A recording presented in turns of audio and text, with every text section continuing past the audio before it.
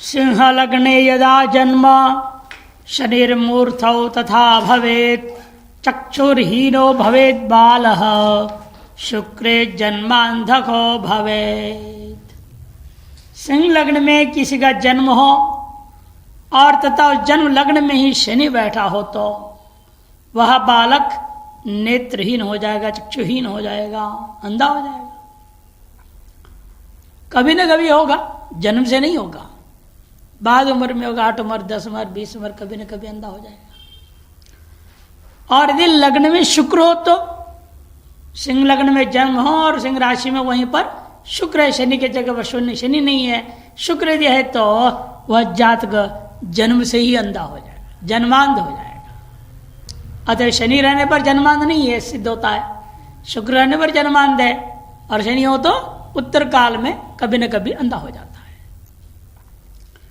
होरायाम द्वादशे राशौ स्थितौ यदि दिवाकरः करोति दक्षिणं गाणं वामनेत्रं च चंद्रमाः। इस जन्म के समय में होरायाम द्वादशी राशौ माने मीन राशि का सूर्य जो है लग्न में विराजमान है। स्तव यदि दिवाकर, दिवाकर जो है मीन राशि का हो और बैठा कहाँ है, लग्न में बैठा हुआ है, तब त्रिचित रूपेण वह दाहिने आंख से काणा हो जाएगा। वह जन्मा हुआ व्यक्ति दाहिने आंख से काणा होगा। और यदि मीन राशि के चंद्रमा हो और वो लग्न में बैठा हो तो बाएं आंख से काणा हो जाएगा। वाम नेत्रंच चंद्रमा।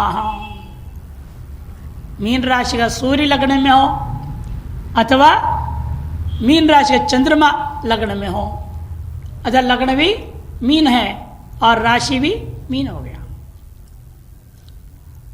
अतः लग्न मीन है, वहां राशि में सूर्य भी बैठा हुआ मीन राशि में ही। तो अलग अलग अंक बता दिया, सूर्य हो तो दाहिने अंक, चंद्रमा हो तो बाएं अंक, उसका काणा हो जाएगा।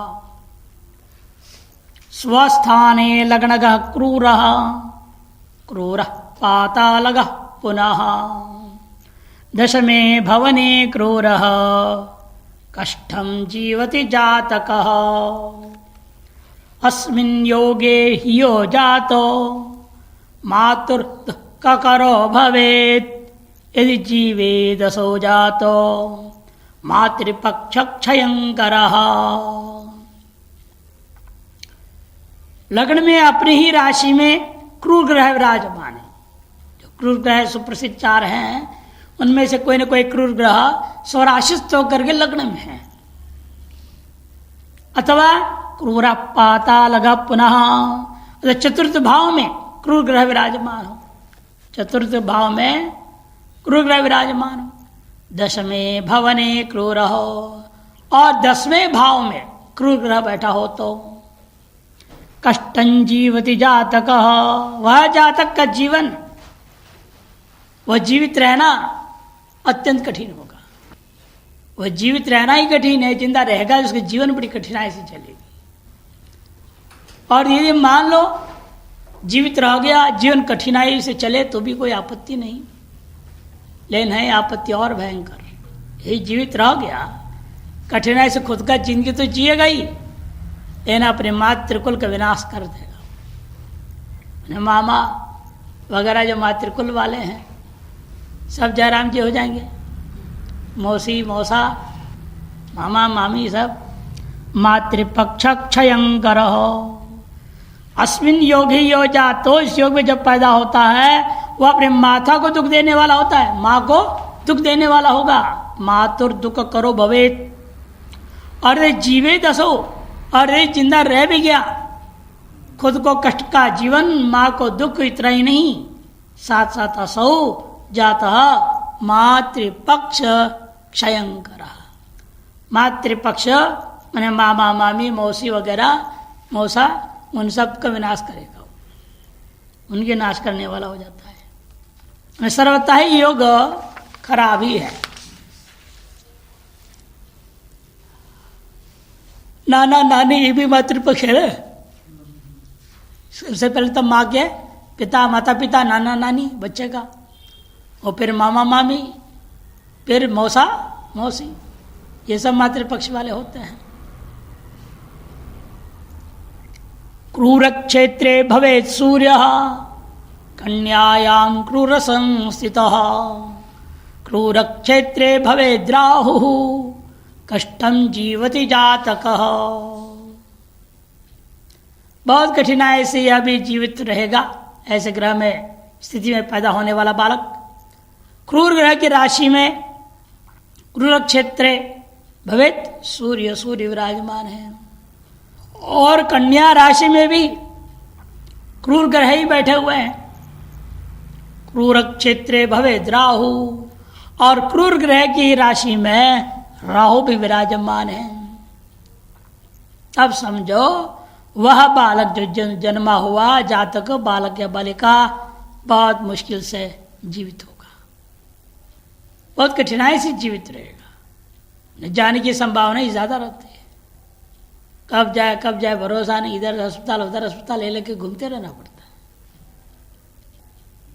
यहाँ एक है, उनके पोता था ऐसे ही, पोता तो हो गया, बड़ा खुशियां हुई, लेकिन जो हालत में पैदा हुआ अस्पताल अस्पताल अस्पताल धक्के खाते रहे। कई संस्थाओं को पकड़ा, खुद के पास तो पैसा है नहीं, जैसे तैसे करके लाखों रुपया खर्च करने के बाद वो जिंदा रहा बच्चा। इतने दवाइयों के आधार पर रहा बच्चा। अब आगे पता चले उसके मस्तिष्क पर क्या असर हुआ होगा, और शरीर भी कितने सुडौल और सुंदर बढ़िया आगे बढ़ेगा नहीं बढ़ेगा, स्वस्थ घटीला शरीर, तंदुरुस्त शरीर है या नहीं, ये तो समय आने पर ही पता चलेगा। इसलिए बड़े ऐसे क्रूर ग्रहों के स्थिति में जब पैदा होते हैं उनके लिए खुद के लिए तो बड़ी कठिनाई है, जीना ही कठिनाई है, और जी जाए तो भी कठिनाई है। शुक्रे च वाक्पतौ सौम्ये नीचे राहु समन्वित चंद्रमाश्च न पश्येत सोपे बालो न जीवती। शुक्र वाक्पति में बृहस्पति, सौम्य मैंने बुधो, ये तीनों के तीनों कोई भी हो गए ग्रह अपनी नीच राशि में हो, और साथ साथ इनके साथ में राहु भी विराजमान हो, तो है ये खराब स्थिति। थोड़ा बहुत शमन हो जाता स्थिति का, ये चंद्रमा की दृष्टि पड़ जाता। चंद्रमा की अमृतमयी दृष्टि भी वहां पड़ नहीं रहा है। चंद्रमाश्च न पश्येत, चंद्रमा की दृष्टि भी इन ग्रहों पर नहीं है, और बैठे हुए हैं तीनों के तीनों, शुक्र बृहस्पति बुधो क्रूर ग्रह की राशि में बैठे हुए हैं, नीच राशि में बैठे हुए हैं, राहु के साथ बैठे हुए हैं, चंद्रमा से दृष्ट नहीं है, तो सो पे बालो न जीवती, वह बालक भी जीवित नहीं रहता है। षष्ठाष्टमे यदा चंद्रो द्वादशे रवि मंगलौ सोपि जातो न जीवेत रक्षको यदि शंकर। छठवें अथवा आठवें भाव में चंद्रमा हो, 12वें भाव में सूर्य और मंगल स्थित हो, वह जो जन्मा हुआ व्यक्ति भी जीवित नहीं रहेगा, भले ही साक्षात भगवान शंकर के द्वारा वह रक्षित क्यों न होवे, तो वह भी निश्चित रूपेण चला जाएगा। षष्ठाष्टमे यदा केतु केंद्री भवति चंद्रमा सद्यो बालस्य मृत्यु स्याद् रक्षिता यदि शंकर हो। साक्षात शंकर रक्षिता क्यों न हो। छठे और आठवें भाव में यदि केतु है और केंद्र स्थान 1, 4, 7, 10 में चंद्रमा हो, तो भगवान शंकर से रक्षित भी क्यों न हो बालक, वह निश्चित रूपेण वह जन्मा हुआ जातक मर जाता है। चंद्रो बुध तथा सूर्य शनिश्चान्ते यदा भवेत् मध्यस्थाने गतो भौमो हीन दृष्टिस्तदा भवेत्। चंद्रमा, बुध, सूर्य और शनि ये सभी के सभी कहाँ बैठे हैं? यदा अंते भवेत्, अंतिम भाव कौन है? 12वें भाव में विराजमान हो, तथा मध्य स्थान में गतो भौमो तथा मंगल मध्य मान दशम भाव में स्थित हो तो वह जातक निश्चित रूपेण हीन दृष्टि में मंद दृष्टि वाला होगा। जन्मने के बाद से चश्मा पहनना पड़ जाएगा उसको। जैसे आखिर बहुत सारे बच्चे देखते छोटे में ही चश्मा पहन के घूमते हैं, ऐसे ग्रह योग में शायद पैदा होंगे, तभी उनको मंद दृष्टि रहती है। सम्यक दृष्टि बनाने के लिए चश्मा आदि पहनना पड़ता है। और चश्मा पहनने में शर्म आता है कईयों को, कॉन्टैक्ट लेंस बोलते हैं, वो अंदर ही डाल देते छुट्टी, बाहर से पता ही नहीं चल गए इनकी आंख खराब है। पहले जमाने में तो ऐसे आते थे जो निकालते थे, और पाए उस विशेष दवाई होती उस पर रखना पड़ता था, फिर लगाना पड़ता था। आजकल वो भी झंझट खत्म, परमानेंट है,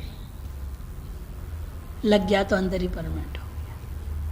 पता नहीं चलेगा बाहर से ये क्षीण दृष्टि वाली है या क्षीण दृष्टि वाला लड़का है, कुछ नहीं पता चलेगा। अर्क सौरिश तथा भौम स्वर्भानु केतु संयुत नीच स्थानगतो यस्य स जातो मातृघातक। सूर्य शनि और मंगल राहु अथवा केतु से युक्त हो तो सूर्य शनि और मंगल ये तीनों में से कोई भी ग्रह राहु अथवा केतु स्वर्भानु उन्हें राहु और केतु दोनों में से किसी एक से युक्त होकर अपनी अपनी नीच स्थान गतो यस्य अपनी अपनी नीच राशियों में स्थित हो जिस जातक का इस योग में जो उत्पन्न हुआ जातक है वह बालक का निश्चित रूपेण मातृघातक माता की मृत्यु का वो कारण हो जाता है। माँ मर के जन्म लेता है, कई तो माता पिता दोनों मर के जन्म लेते, अनाथ पैदा होते हैं। कहीं माँ मर गई, कहीं तो पहले तो पिता मर के एक बाद ही पैदा होते हैं। ऐसे आए तो पहले मातृ गर्भ में रहते वक्त ही पिता मर जाता है, तब वो जन्म लेता है, और पिता जीवित यहाँ पर माता चली जाएगी। कहीं में दोनों चले जाते हैं, ऐसे ग्रह योगों में पैदा होते बच्चे। रवि राहु सौरि भौमौ जीवो लग्ने च पंचमे योग यस्मिन्नपि यो जातो जात मात्र विनश्यति। रवि राहु सूर्य और राहु शनि और मंगल तथा बृहस्पति जीवों में बृहस्पति लग्ने च पंचमे लग्न में अथवा पंचम भाव में स्थित हो तो ऐसे योग में अस्मिन योगे अपि यो जात इस योग में भी जो पैदा हुआ जातक है बच्चा है वह जात मात्र विनश्यति वह बालक जन्म लेने के साथ साथ ही वह उसकी मृत्यु हो जाती है। क्रूर क्षेत्रगतो जीवो रवि राहुर्धरा सुतः सप्तमे भवने शुक्रो देहि कष्टम प्रयाति च। क्रूर ग्रह की राशि में यदि बृहस्पति हो, क्रूर क्षेत्रगतो जीवो रवि राहु धरा सुतः बृहस्पति हो, सूर्य हो अथवा राहु हो अथवा मंगल स्थित हो तो धरासुत में मंगल भौम। तथा सप्तम भाव में कौन होना चाहिए? सप्तमे भवने शुक्रो, सप्तम भाव में शुक्र हो तो वह जातक कष्टम प्रयाति च, वह देह को प्राप्त हुआ जातक जो जन्म हुआ निश्चित रूपेण बहुत प्रकार के कष्ट को पाता है। क्रूरे लग्ने भवे जातस तस्वामी क्रूर राशिगः आत्मघातो भवे तस्य शरीरे कष्टमादिशेत। क्रूर लग्ने माने मेष हो, मिथुन हो अथवा सिंह, तुला, धनुर और कुंभ हो, ये क्रूर लग्न कहे जाते हैं। इन लग्नों में जन्म हो तथा लग्न का स्वामी भी क्रूर राशि में ही स्थित हो तो वह जातक निश्चित रूपेण आत्मघातो भवे तस्य, आत्महत्या कर लेता है तथा शरीरे कष्टमादिशेत, उसके शरीर में बहुत कष्ट होता है। मैंने पहले बहुत कष्ट पाता है, इतना कष्ट पाता है सोचता जीने से अच्छा चले जाना ठीक है, और वो आत्महत्या कर लेता है। सप्तमे भवने भौमः पंचमे च दिवाकरः अरण्ये च भवेत् जन्म वृक्षादस्तन्न संशयः। सप्तम भाव में मंगल हो, पंचम भाव में सूर्य हो तो वह व्यक्ति किसी न किसी जंगल में, अरण्य में, जंगल में, वह भी वृक्षाद, वृक्ष के नीचे उसका जन्म होता है, इसमें कोई संशय नहीं है। हो जाते पता नहीं, गए होंगे गर्भिणी को लेके जा रहे होंगे, चलो वे वहां वैद्य के पास ले जाएंगे, रास्ते में जंगल में ही हो गया काम। ऐसे एक आदमी का परिवार था, इसी समझाड़ी में अभी भी है, वो बिजनौर में कोई घटना हो गई उनकी यहाँ, और उन्होंने क्या सोचा, भाई इसे यहाँ रहना ठीक नहीं है, रातों रात जो है जो माल उठा कर ट्रक में डाला, अपने गर्भिणी पत्नी को लेकर के ट्रक में बैठ के आ रहे थे। हरिद्वार पार किए थे, जंगल में थे, ट्रक में हुआ पेड़ का नीचे, लेकिन ट्रक में हुआ है तो पेड़ का नीचे। वो चिल्लाने लगी तो परेशान हो गए, तो उन्होंने गाड़ी रोक दी जंगल के बीच में, रास्ते ना जंगल है ना रावला के बाद, वहीं पेड़ का नीचे लगा के वहीं बच्चा पैदा। लेकिन वो साथ में जो ड्राइवर के साथ होता है ना, क्या बोलते हैं, क्लीनर बोलते हैं, वो बड़ा होशियार था, बड़ा दिमाग था उसकी। उसने फटाफट उतरा, वहीं गर्म पानी बनाया, पता है उसके पास दाढ़ी करने ब्लेड था, ब्लेड से उसने नाल काट उठ दी, सारा काम कर दिया, उसने ढाई का काम कर डाला। जब ऋषि समझाड़ी में आश्रम थे, उसके पास में उसका घर है, अभी भी रहते हैं वर्मा परिवार।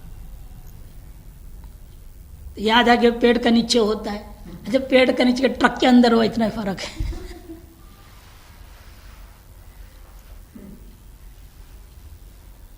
एक पापो यदा लग्ने लग्ने शोभा न पश्यति सूर्य पश्यति नो लग्न मन्य जातस्तदा भवेत्। एक पाप ग्रह लग्न में हो तथा लग्नेश उसे न देखता हो, तथा सूर्य भी लग्न को न देखता हो, लग्नेशो वा न पश्यति और सूर्योपि लग्नम न पश्यति।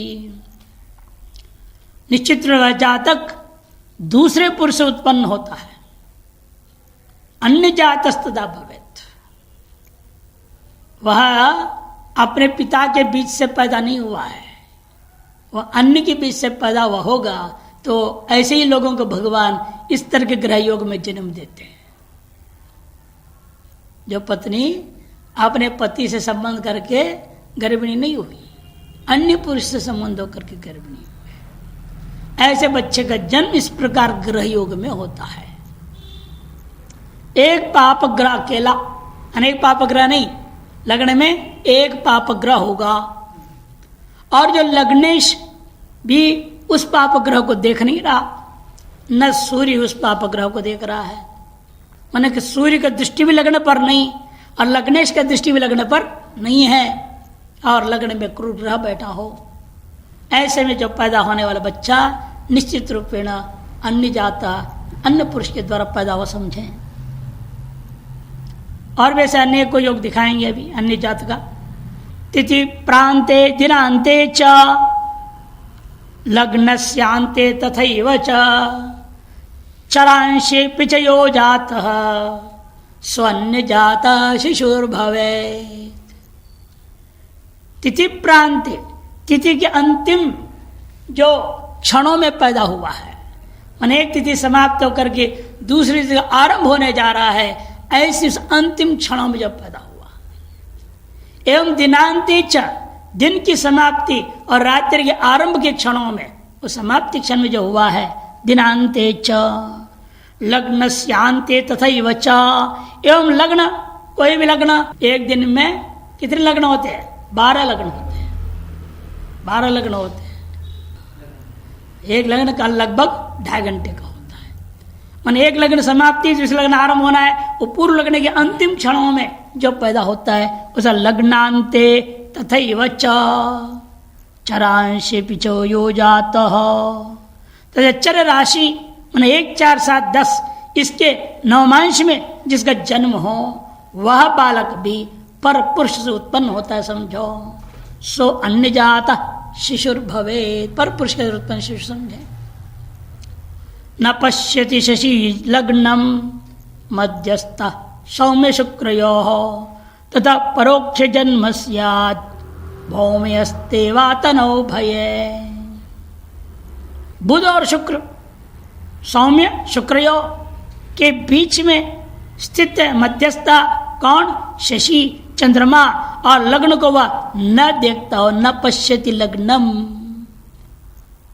बुध और शुक्र के जहां बुध बैठा है और शुक्र बैठा है, दोनों के बीच में कहीं ना कहीं चंद्रमा बैठा है, और ऐसा बैठा हुआ चंद्रमा लग्न को देख नहीं रहा है। उस स्थिति में समझो वह जो जन सप्तम भाव में और कौन बैठा है? भौमे अथवा तनौ यमे, भौमे अस्तेवा तनौवा यमेवा। सप्तम भाव में मंगल हो तथा अथवा लग्न में शनि हो, तनौ यमा, यम मन यम है देवता जिसका शनि।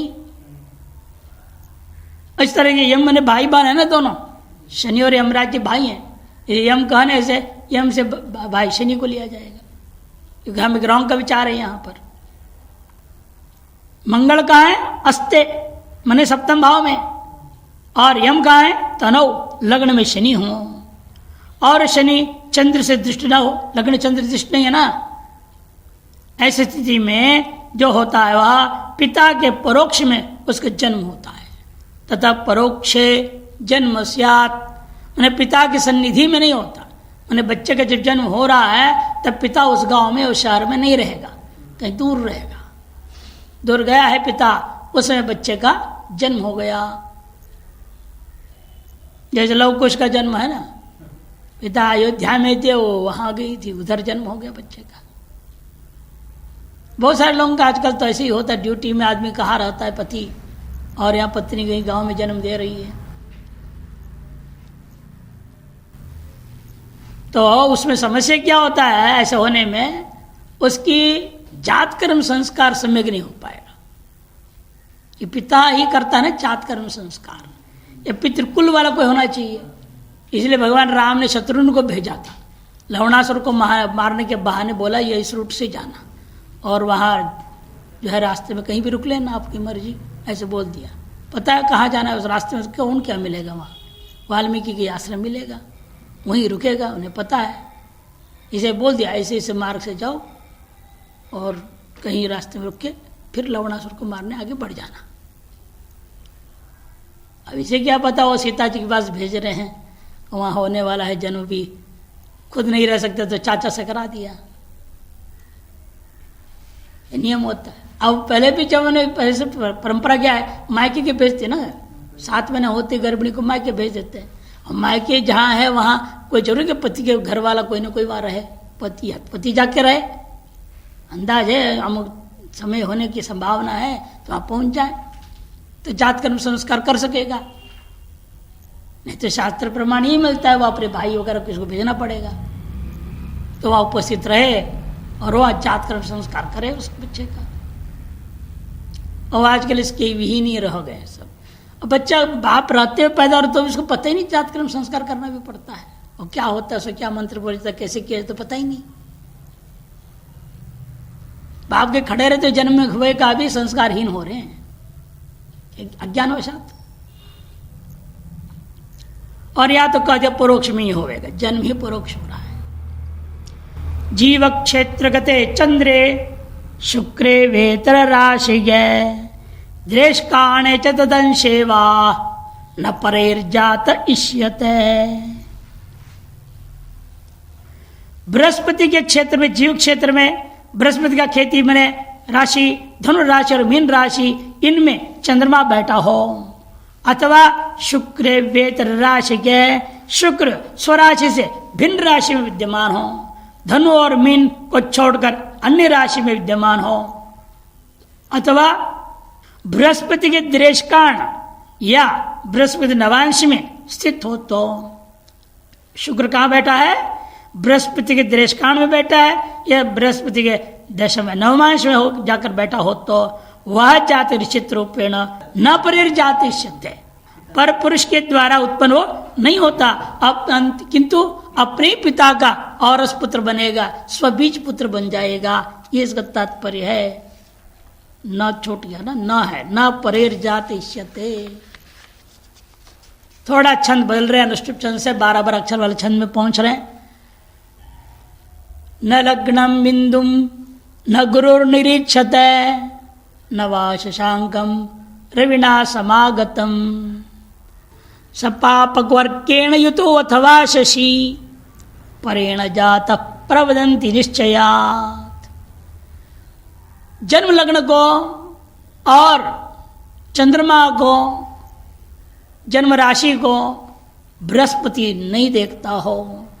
न लग्नम न इंदुम गुरुर्निरीक्षते, न लग्न को न चंद्र को जो है बृहस्पति देख रहा है, और सूर्य और चंद्रमा रविना समागतम शशांकम वा, रवि सूर्य और चंद्रमा की युति को भी वहां पर कहीं न हो, न शशांकम रविना समागतम, अर्थात अमावस्या के दिन नहीं होनी चाहिए जन्म, कि रवि के साथ समागत शशि कब होगा, जब अमावस्या के दिन ही होता है, दोनों एक राशि में रह जाते हैं, ऐसा न हो। अथवा सपाप कुवर्केण युतो अथवा शशि, अथवा जो है पाप ग्रह से सूर्य से चंद्रमा युक्त हो तो, या न अन्वय नहीं है। सपाप को अर्केण युतो अथवा शशि, अथवा जो चंद्रमा पाप ग्रह और सूर्य से युक्त होनी चाहिए, पाप ग्रह सहित सूर्य से युक्त चंद्रमा हो। तो इन योगों में पहला योग क्या बताया कि चंद्र और लग्न दोनों गुरु से दुष्ट ना हो। दूसरा बताया रवि और सूर्य एक साथ ना हो। तीसरा बताया पाप ग्रह से युक्त सूर्य सहित चंद्रमा होनी चाहिए। इन 3 योगों में से कोई भी योग में उत्पन्न जो जातक होता है वह भी परेण जात प्रवदन्ति निश्चयात्, पर पुरुष उत्पन्न होता है, ऐसा निर्णय पूर्वक मुनिजनों ने कहा है। यहां भी परेण जाता ये लिया है। एक श्लोक क्यों ऐसे लिया बीच में पता नहीं, न परेण जाता, न परेर जाति से बोल दिया ना पूर्व श्लोक में। वह पूर्ववर्ती 2 श्लोक भी परेर जाता था, एक श्लोक पिता का परोक्ष में होता है बोला, और यहां पर फिर परेण जाता बोल दिया। फिर अब अक्षर छंद बदल रहे हैं, 19 अक्षर का छंद है एक पाद में, 12-7 विभाग में पाठ होगा। लग्नम पश्यति नो गुरुर्न च भृगुर जारेण जात शिशु क्षोणीज समवेक्षते शशधरम सूर्यो अथवा चारजः चंद्र पापयुतो दिनेश सहित स्यादेवमप्यन्यजः प्रोक्तम प्रांग मुनिपुंगवैर स्फुटमिदम योगत्रयम जायते। इन 3 योगों में उत्पन्न होने वाला भी हमेशा जार पुत्र ही होगा। वह औरत अपने पति से संबंध करके गर्भिणी नहीं बनती है, किंतु दूसरे के संबंध से गर्भिणी होकर पैदा करने वाली होती है। कौन से 3 योग बद हैं विशेषो? लग्नम पश्यति नो गुरुर न च भृगुर जारेण जात शिशु, जन्म लग्न को न तो गुरु देखता है और न शुक्र ही उसको देखता है। वहां पर समझ लेना, वह जो बच्चा जन्मने वाला है वह जारेण जात शिशु, पर पुरुष जारज, जारज मने पर पुरुष के द्वारा उत्पन्न किया हुआ होता है। दूसरा योग क्षोणीज समवेक्षते शशधरम, चंद्रमा को सूर्य और क्षोणीज मने प्रतिपुत्र बुध दोनों, सूर्य अथवा नहीं पुत्र प्रतिपुत्र मंगल, चंद्रपुत्र बुध होता ना, पृथ्वीपुत्र मंगल भौम बोलते हैं। इसीलिए सूर्य तो मंगल जो है चंद्रमा को देखता हो। क्षोणीज समवेक्षते शशधरम सूर्यो अथवा जारज, तब भी वह जार से उत्पन्न संतान उत्पन्न होवेगा। चंद्र पापयुतो दिनेश सहित साध्यमप्यन्यजः। और तीसरा योग बता रहे हैं, जो भाई जो चंद्रमा कैसे हो, पाप ग्रह से युक्त हो एवं दिनेश सहित सूर्य से भी युक्त हो, तो वह जाते निश्चित रूपेण जारज होता है, मैंने पर पुरुष से अन्य जहा, अन्य पुरुष से जन उत्पन्न होने वाला होता है। ये तीनों योग है ना। मुनिपुंगवई, मुनिपुंगव माने श्रेष्ठ मुनिजनों, एक दो नहीं अनेकों मुनियों के द्वारा स्व स्व जो ज्योतिष ग्रंथ में प्राक पूर्व जमाने में प्रोक्तम स्फुटम इदम योगत्रयम, सुस्पष्ट इस योगत्रय के बारे में विभिन्न प्रकार से कथन किया गया है। यदि वापि भवे चंद्र जन्माष्टम द्वितीयगः द्वादशैकादशस्थो वा पश्चाज्जातस्तदा शिशुः, पश्चाज्जातस्तदा शिशुः। इसको देख के पश्चात शब्द से याद आ गया, पूर्व में एक श्लोक में 309 में पश्चमस्थो निशापति ही, पश्च है ना, तो होना चाहिए पंचमस्थो, पंचमस्थो, वो मैंने पिछले पाठ में बताया नहीं था, लेकिन कर लेना। पश्च पाठ है, श के यहाँ होनी चाहिए पंच।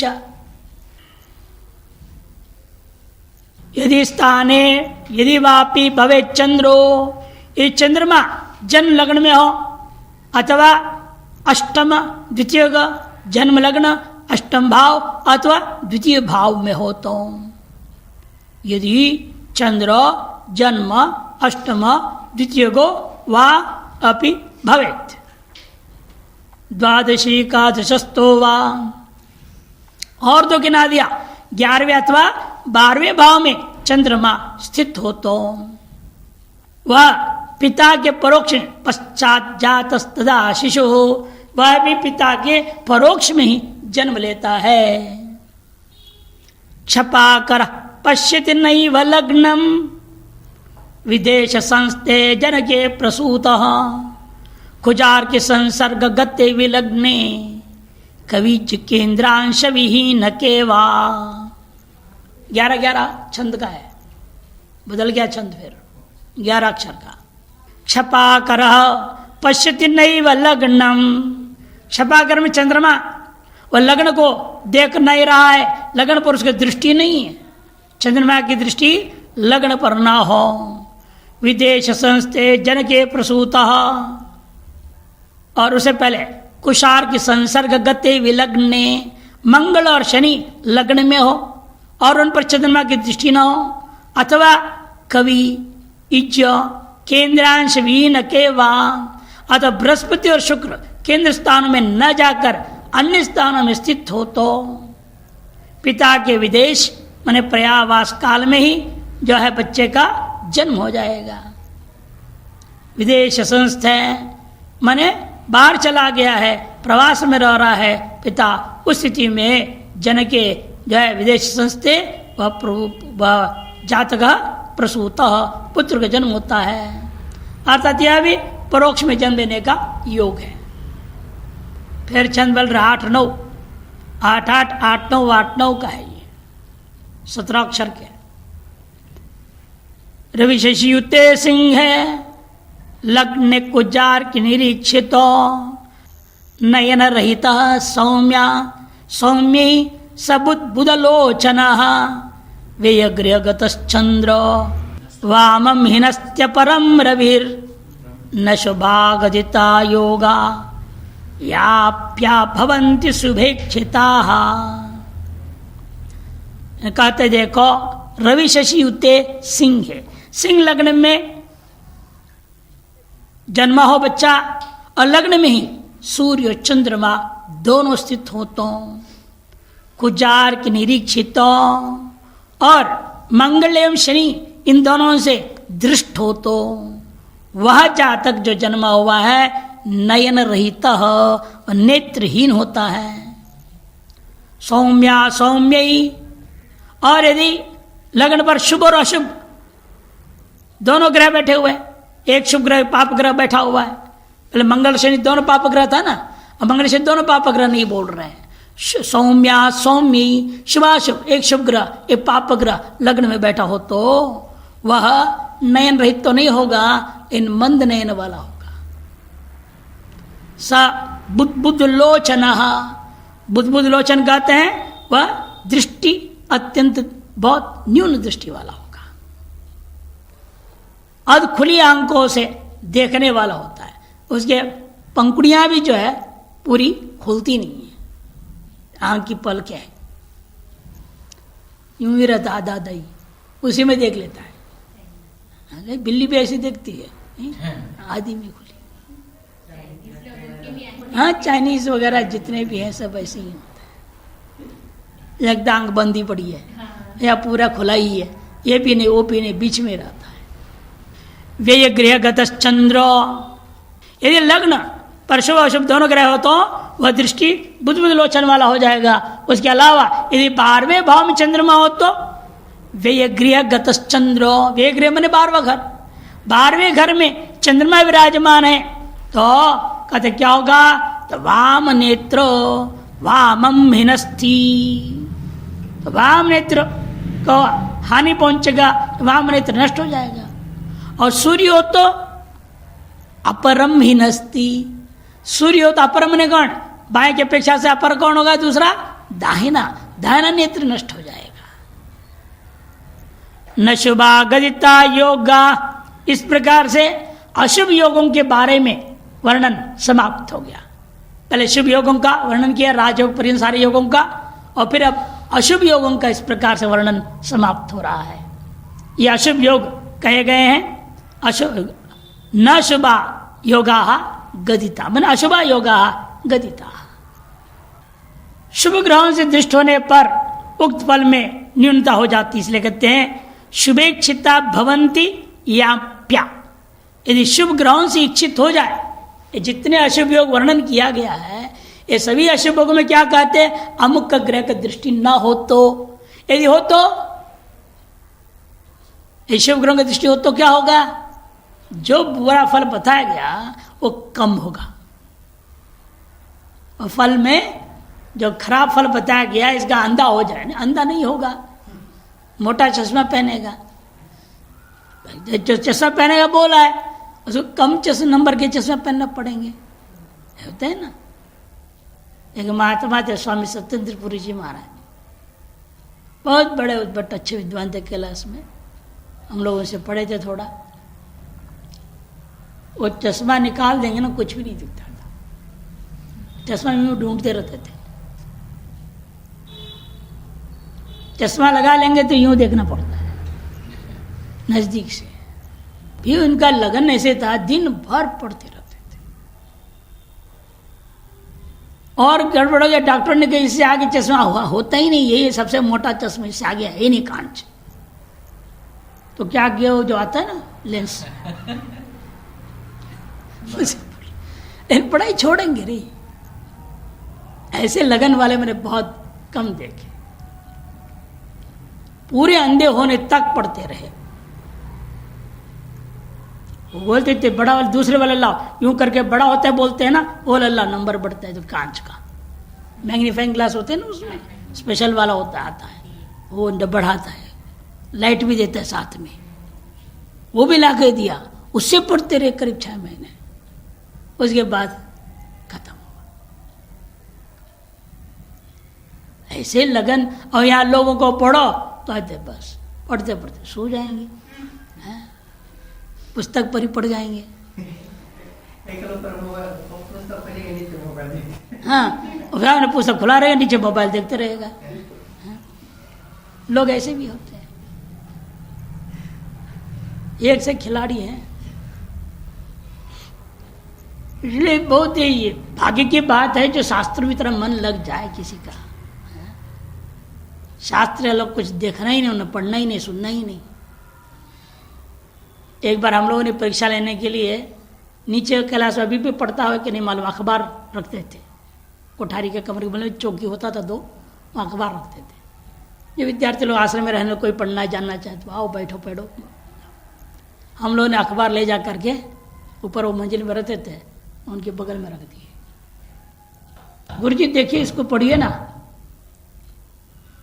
अरे क्या है वो, पहले तो बताओ। हम नहीं बोल रहे अखबार है। मेरे साथ और भी 3-4 विद्यार्थी लोग सब मिलके बोले नहीं गुरुजी आपको पढ़ने लायक चीज है, आप पढ़िए देखिए। उससे देख भी नहीं रहे। जब तक न बोले ये शास्त्र का कोई ग्रंथ है, अमुक ग्रंथ है, तब तक उस तरफ देखते भी नहीं। बहुत कोशिश की हम लोगों ने, नहीं फालतू चीज लाई, सिर्फ तो नाम नहीं बता रहे हो ग्रंथ का, पता ना कौन से ग्रंथ है ये, कौन सा है ये, या कोई संस्कृत का आपने अखबार लाया, गांडीवम लाया आपने जो सब यूनिवर्सिटी निकलता है। अब हम लोग चुप हो गए, क्या करें। नहीं गुरुजी तो अमर उजाला है, अमर उजाला नहीं, मर उजाला है। फेंक दिया उठा करके उसको। तो ऐसे लोग देखा। बनारस में जाके शरीर छोड़ा उन्होंने। तो इसीलिए जो भी फल बुरा फल बताया गया वो कम हो जाता है इस शुभ ग्रहों का दृष्टि उस पर पड़ा हो तो। इस प्रकार से अशुभ योगों का विचार समाप्त हो जाता है।